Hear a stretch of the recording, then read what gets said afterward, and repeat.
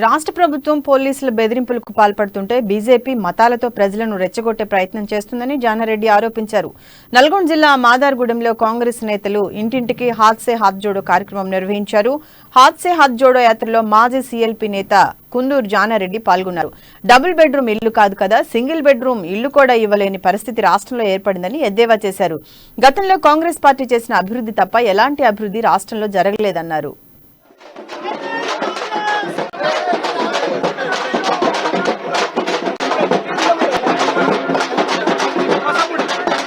కేసీఆర్ 8 సంవత్సరాల క్రితం మీ అందరికీ డబుల్ బెడ్రూమ్ ఇండ్లు కట్టిస్తా అన్నాడు, 3 ఎకరాల భూమి ఇస్తానన్నాడు.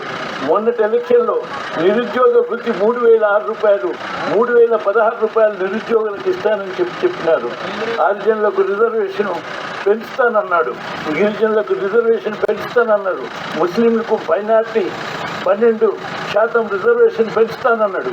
కానీ ఇప్పటి వరకు ఆయన ఇచ్చినటువంటి హామీ ఏది నిలబడలేదు కదా.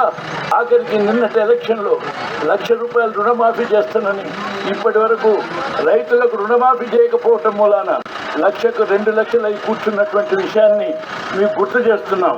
ఇవాళ 2 లక్షల భారాన్ని ఇక తీర్చలేడు కదా.